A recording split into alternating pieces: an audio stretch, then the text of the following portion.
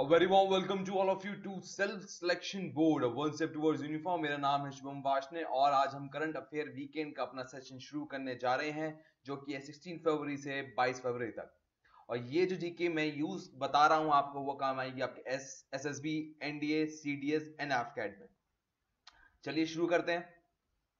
देखिए, जो हमसे पूछी जाती है जीके किसी भी डिफेंस एग्जाम में वो इन चीजों पे खाली awards, book and author, person in news, sports, various international summits, their location and themes, agreement and dispute between countries और some borders। जैसे इस बार 2019 में जो पूछी गई थी वो साउथ चाइना सी के बारे में पूछी गई थी, joint military exercises, election of president, PM और basic thing about international organisation.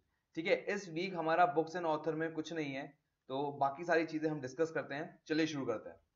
देखिए, पहले है अवार्ड्स एंड ऑनर्स। देखिए, इस बार जो अवार्ड्स एंड ऑनर्स मिले हैं उसमें सबसे पहला नाम है Noori is awarded with the lifetime achievement award by rotary club. आपने रोटरी क्लब का नाम सुना होगा जो मेनली कॉलेजेस में होता है। अगर आप इंजीनियरिंग कॉलेज में थे तो आपको इस बारे में पता होगा।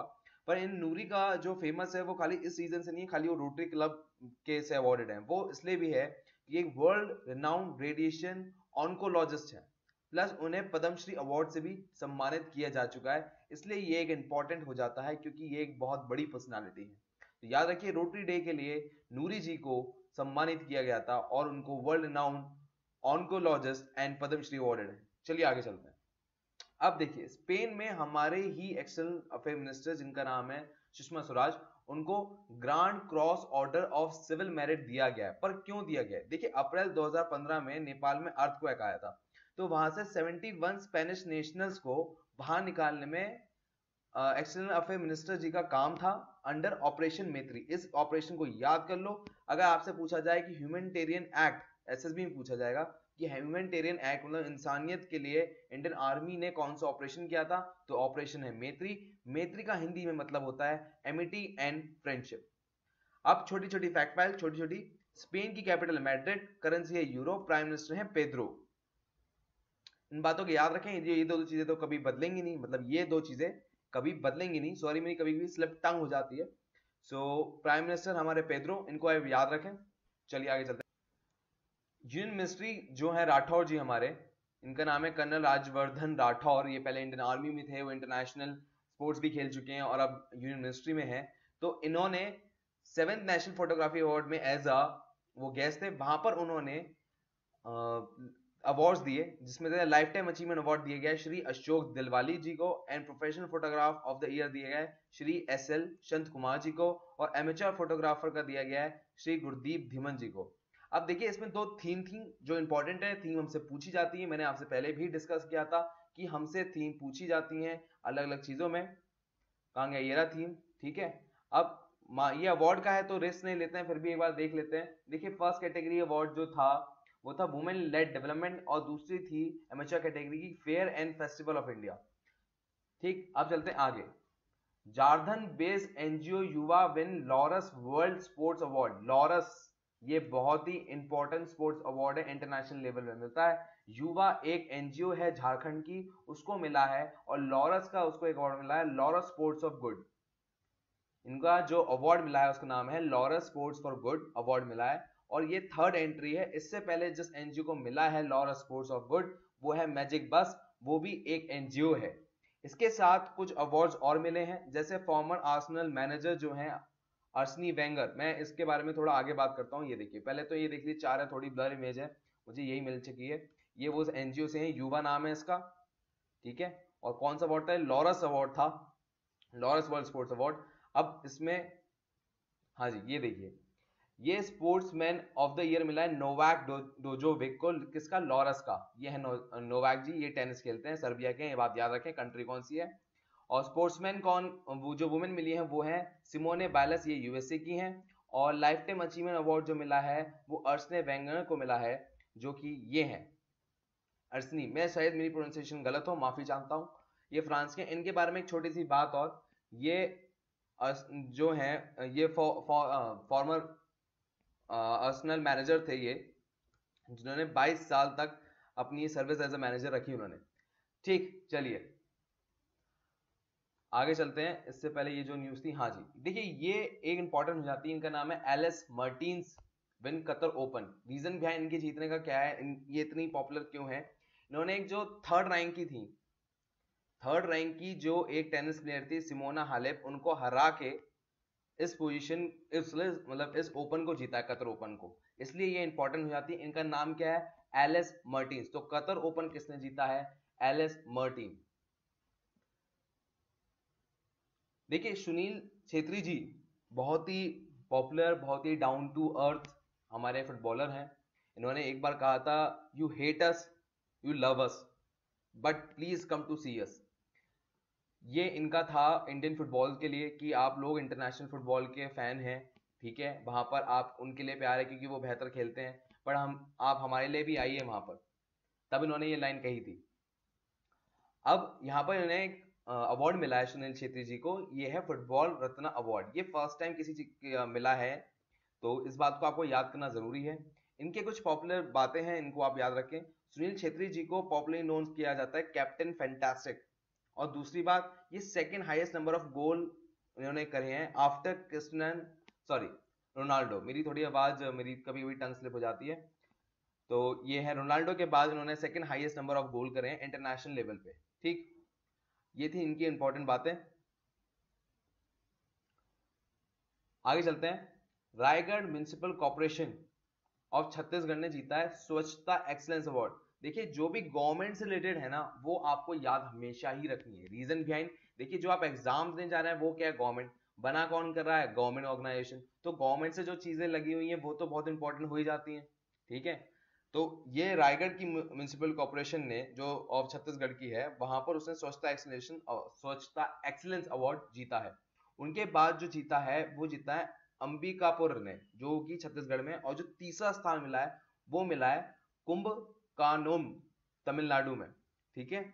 और ये जिस मतलब जिस फेस्टिवल या जिस ऑर्गेनाइजेशन के अंदर मिला है, उत्सव के अंदर मिला है, उसका नाम है शेरी समृद्धि उत्सव, ठीक। और ये करवाया गया था, ये उत्सव करवाया गया था, ये इवेंट जिसने ऑर्गेनाइज किया था वो थी minister of housing and urban affair.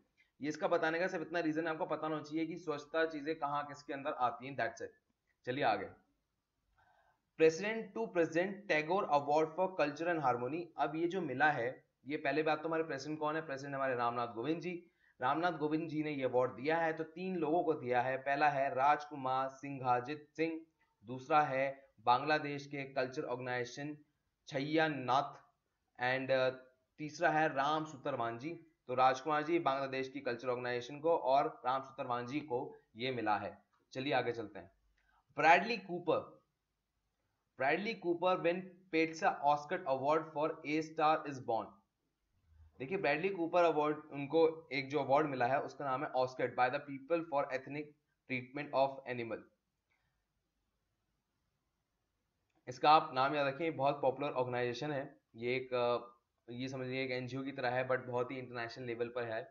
अच्छा, इसके बारे में जान लीजिए। एक animal right organization awarded Cooper for his enlightenment decision to cast his own canine companion in A star is Born. A star is Born इनकी कोई आने वाली एक मूवी है, उसी में एक उस चीज के लिए, उससे रिलेटेड होने में ज्यादा डिटेल में नहीं बात करूंगा, बट उस चीज में उनका एक कंट्रीब्यूशन था एनिमल के लिए, वहां पर उसकी वजह से ब्रैडली कूपर को ऑस्कर अवार्ड मिला है पेटा की तरफ से। चलिए आगे चलते हैं।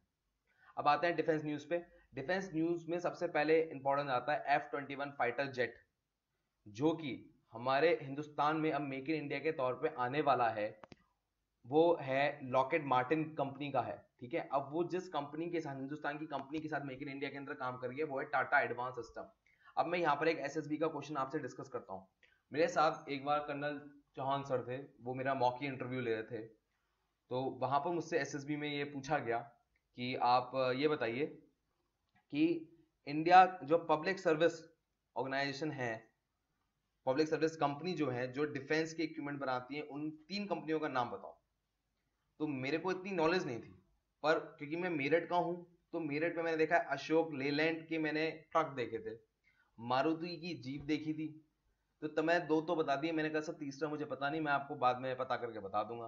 तो अब तीसरा भी आप याद कर लीजिए, मैं भी याद कर लेता हूँ, वो है टाटा एडवांस सिस्टम। ये F-21 जेट एयरक्राफ्ट बनाने वाले हैं, किसके साथ? लॉकहेड मार्टिन के साथ। एक additional knowledge, chief of Indian air force हैं वो हैं BS धनुआ, चलिए आगे चलते हैं। अब देखिए हिंदुस्तान एरोनॉटिक्स लिमिटेड HAL ने, जिसे हम HAL Mark 1 भी कहते हैं, उसने एक लाइट कॉम्बैट जो एयरक्राफ्ट है उसका फाइनल ऑपरेशन क्लियरेंस कर लिया है। वो भी एरो इंडिया के अंदर, जो एरो इंडिया अभी चल रहा है उसके अंदर ही उसका फाइनल ऑपरेशन क्लियरेंस उसका हो चुका है। ठीक है, और इससे पहले इसका इस्तेमाल हिंदुस्तान एरोनॉटिक्स लिमिटेड के तेजस का वायु शक्ति में भी हुआ था to check his final operation clearance.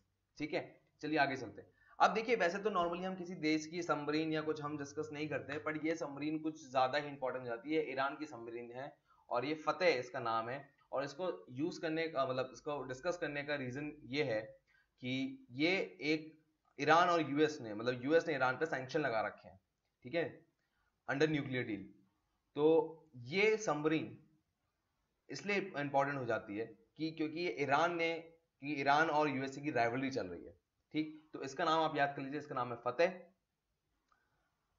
और इसके बारे में एक मैं बताऊं कि ये बात ईरान ने खुद ही मतलब इस सबमरीन को बनाया है। ठीक, और यहाँ पर लिखा भी है जैसे स्क्यूड रिलेशन, स्क्यूड रिलेशन मतलब बेकार जो बर्बाद हो रखे रिलेशन, उन इसकी वजह से इसको बनाया है। ठीक है, और ये कैपेबल है इसराइल और यूएस के तक पहुंचने में, और इसराइल और यूएस से की एनिमी है ईरान से, तो इसलिए ये इतनी इंपॉर्टेंट न्यूज में रह रही है, इंटरनेशनल न्यूज में, इसलिए इंपॉर्टेंट है।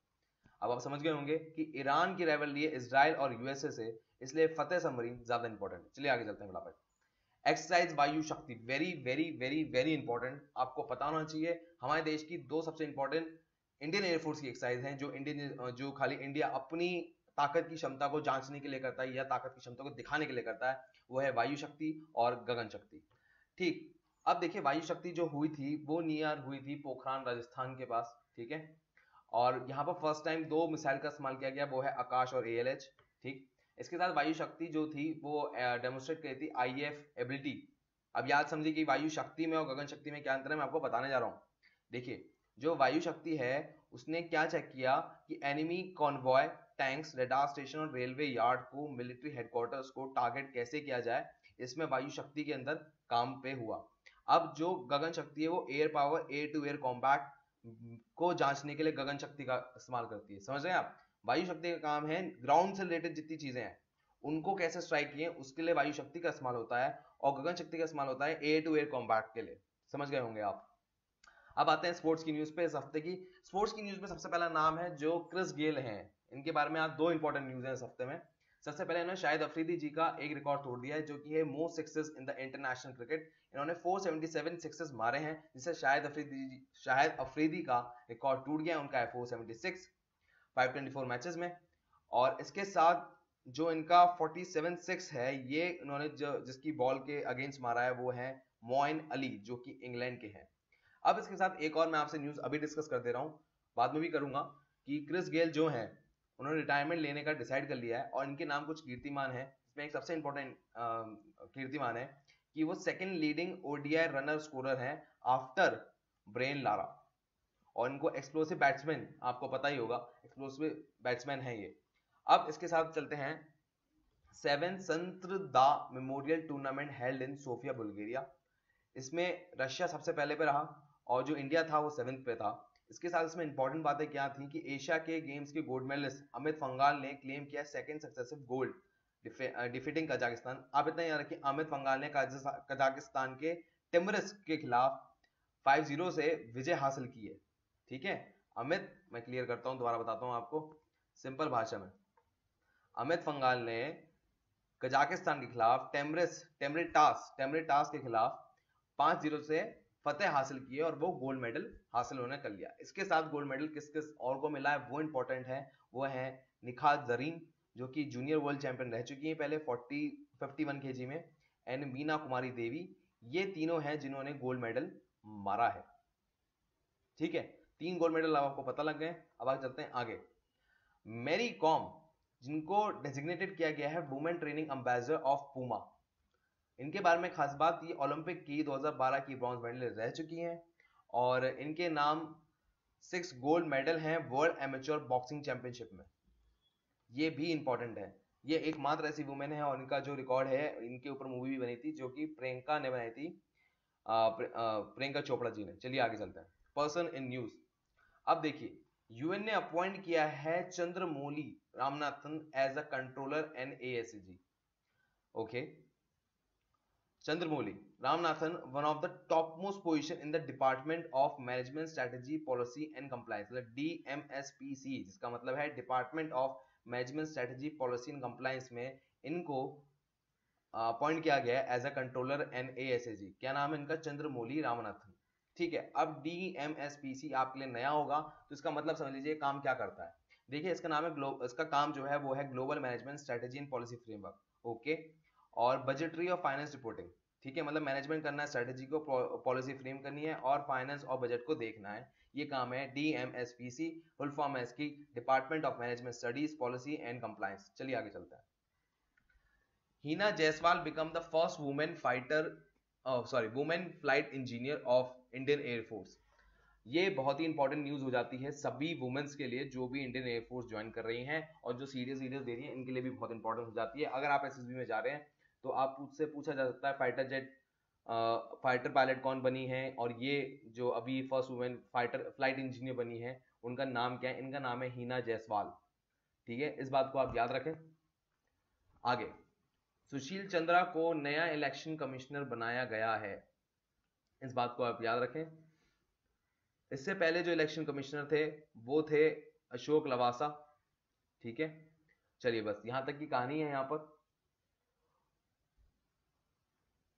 ओके, आगे, doctor GC Anupama elected as a president of Astronomical Society of India. इनकी इंपॉर्टेंस इसलिए ज्यादा आ जाती है कि ये फर्स्ट वुमेन है। कौन है फर्स्ट वुमेन जो बनी है president of Astronomical Society of India? वो है डॉक्टर GC अनुपमा। ओके, मैंने आपको बताया था क्रिस गेल जी हमारे रिटायरमेंट ले रहे हैं। ब्रेन लारा का जो रिकॉर्ड है इनके नाम जो था, कीर्तिमान था, वो सेकंड लीडिंग ODI रनर हैं आफ्टर ब्रेन लारा। ठीक है, चलिए इंटरनेशनल ऑर्गेनाइजेशन की बात कर लेते हैं। इंटरनेशनल ओलंपिक कमेटी, देखिए पहली ये जो कमेटी थी इस बार बहुत न्यूज में रही वीक में। रीजन बिहाइंड क्या था? इंडिया में शूटिंग वर्ल्ड कप हो रहा है जिसमें ओलंपिक में जो जापान में जो ओलंपिक होने वाला है, if I am not wrong, so वहां पर सिलेक्शन होगा उनका। ठीक है, और इसमें पाकिस्तान को आने से मना कर दिया। तो इंटरनेशनल ओलंपिक कमेटी का एक रूल होता है कि हर देश जो भी इंटरनेशनल ओलंपिक कमेटी का हिस्सा है वो न्यूट्रल रहेगा और हर देश को आने देगा। इससे पहले इंडिया ने कोसोवा के जो प्लेयर है उनको आने से भी मना कर दिया था। तो इस बार इंटरनेशनल ओलंपिक कमेटी ने मांगा है रिटन में कि इंडिया लिख के दे कि वो हर देश के खिलाड़ी को हिंदुस्तान में अगर कोई भी इवेंट होगा तो खेलने के लिए वीजा जरूर देगा। अब देखिए, ओलंपिक जो इंटरनेशनल ओलंपिक कमेटी है उसके हेडक्वार्टर है स्विट्जरलैंड में, लॉसाना। अब इसकी जो ऑफिशियल लैंग्वेज है फ्रेंच इंग्लिश, ये तो खैर आपको याद ना हो तो भी चलेगा। ऑनरी प्रेसिडेंट है जैकस रोगस जो कि डच हैं, प्रेसिडेंट हैं थॉमस बैच जो कि जर्मन के हैं, डायरेक्टर जनरल हैं क्रिस्टोफे डी केपर। ठीक है, ये भी डच हैं। ठीक, अब यहां पर आपको याद रखना है इनके हेडक्वार्टर है कहां? लॉसेना स्विट्जरलैंड। ओके, चलिए, और इसका फॉर्मेशन ईयर है 23 जून 1894। अगली ऑर्गेनाइजेशन है ऑर्गेनाइजेशन ऑफ इस्लामिक कॉपरेशन।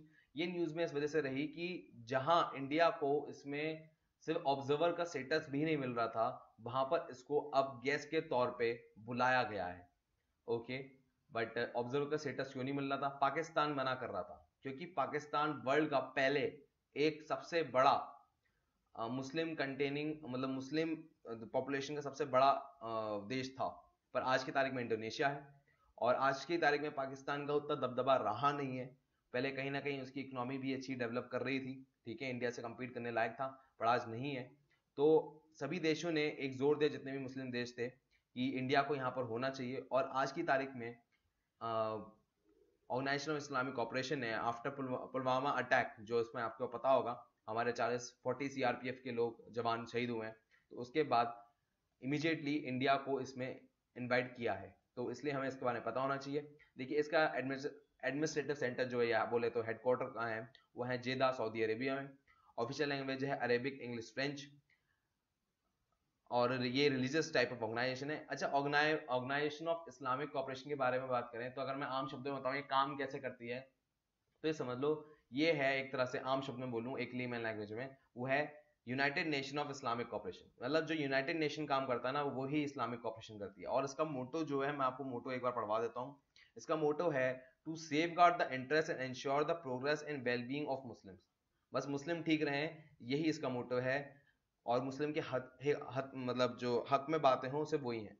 इसके सेक्रेटरी जनरल हैं यूसुफ अल ओतामीन, ठीक। और इसकी टोटल पॉपुलेशन मतलब टोटल जितने भी मुस्लिम देश मिलाकर मतलब है वो 1.81 बिलियन है, ठीक है। खैर इसे याद मत करिए, बस इतना याद कर लिए। सेक्रेटरी जनरल यूसुफ अल ओथामीन है, 57 मेंबर हैं, और बस ये एक रिलीजियस ऑर्गेनाइजेशन है, और ये एडमिनिस्ट्रेटिव इसका हेडक्वार्टर है जेदा, सऊदी अरेबिया। That's it. और फॉर्मेशन ईयर 1969। चलिए ओके, ये एक छोटा सा एक मैप है आपके सिर्फ दिमाग में डालने के लिए। देखिए OIC मतलब ऑर्गेनाइजेशन ऑफ इस्लामिक कॉपरेशन के जितने भी ग्रीन डॉट में है वो सब मेंबर हैं, और जो ब्लू में है वो ऑब्जर्वर स्टेटस है, और जो सस्पेंडेड स्टेट्स हैं वो रेड में, मतलब यहाँ पर, ठीक है। यहाँ पर आप देख रहे होंगे इंडिया बस कोई स्टेटस नहीं था, पर अभी तो गेस्ट बन गया है, तो हो सकता है आने वाली टाइम में वो ऑर्गेनाइजेशन ऑफ इस्लामिक कॉपरेशन का एक मेंबर भी बन जाए, क्योंकि इंडिया की सेकेंड लार्जेस्ट मुस्लिम पॉपुलेशन है।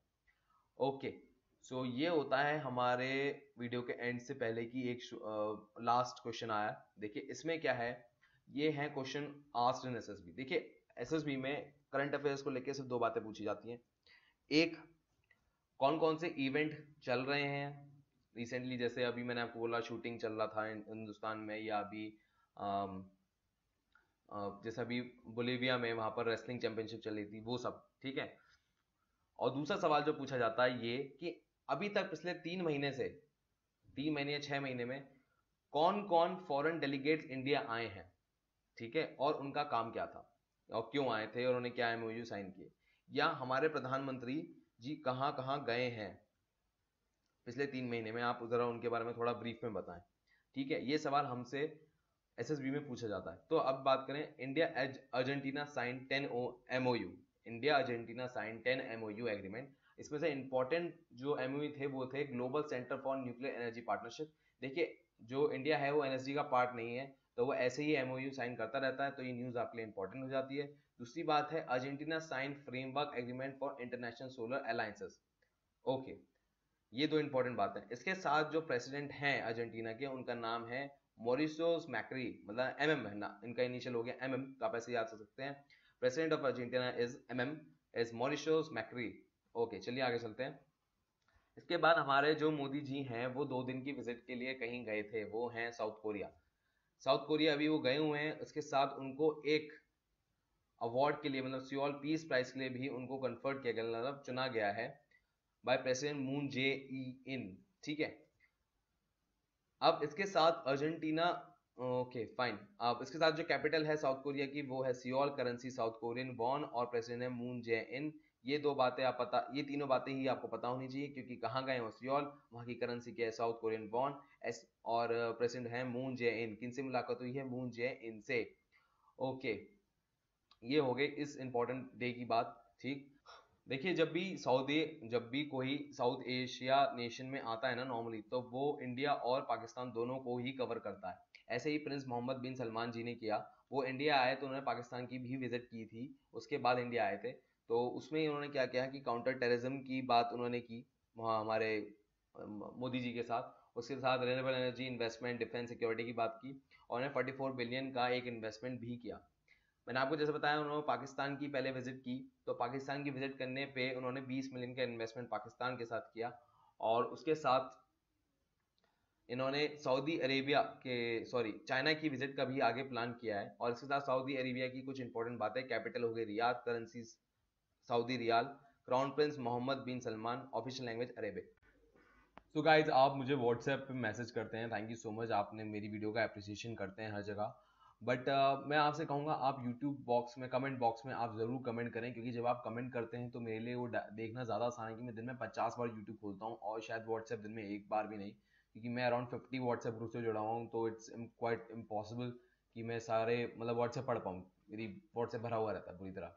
सो मेरा आपसे रिक्वेस्ट है, आप यूट्यूब पे कमेंट बॉक्स में आपको जो भी रीजन है, आपको इंडो रशिया चाहिए या कुछ भी चाहिए, आप सीडीएस के बारे में चाहिए, एफकैट के बारे में चाहिए, वो सब आप कमेंट बॉक्स में डालो, और मैं फॉर श्योर वीडियोस बनाऊंगा, हम डिस्कशन भी करेंगे। पैरेलली ऑन व्हाट्सएप चल सकते हैं, बट यूट्यूब पे कमेंट ज्यादा करो, वहां पर डिस्कशन करना मेरे लिए ज्यादा आसान है, क्योंकि यूट्यूब मुझे अपॉर्चुनिटी देता है सारे कमेंट बॉक्स को एक साथ देखने के लिए, एक ही पेज पर, चाहे 10 लोग कर रहे हो चाहे 20 लोग कर रहे हो। इसके साथ मैं कहना चाहूँगा, मैं इंस्टाग्राम पर भी हूँ, मेरा नाम है वहाँ पर सेल्फ सिलेक्शन बोर्ड अंडरस्कोर करके, आपको मिल जाऊँगा मैं, वहाँ पर आप जाइए। 131 फॉलोवर्स हैं हमारी फैमिली में, और मैं इस तरह आपको मेरी सारी वीडियो की नोटिफिकेशन वहाँ पर इंस्टाग्राम पर आपको मिलती रहेंगी। और इसके साथ मैं आपसे कहूँगा, मैं फेसबुक पे भी हूँ, वहाँ पर आप जाके फॉलो करें। आपको सिर्फ डिफेंस के रिलेटेड वीडियोस मिलेंगी और कुछ और नहीं मिलेगा, जो कि एग्जाम में पूछा जा सकता है, तो देखना ना भूलें वहाँ पर। एंड फाइनली इस वीडियो का पूरा डिस्क्रिप्शन, मतलब पीडीएफ, वो कमेंट बॉक्स में आपको एक लिंक है, वहाँ जाएं और वहाँ से आप डाउनलोड कर लें। और मैं आपसे लेता हूँ विदा। जय हिंद। अरे मेरा जय हिंद। तो मैं आपसे लेता हूँ विदा। जय हिंद। मिलते हैं अगली वीडियो में।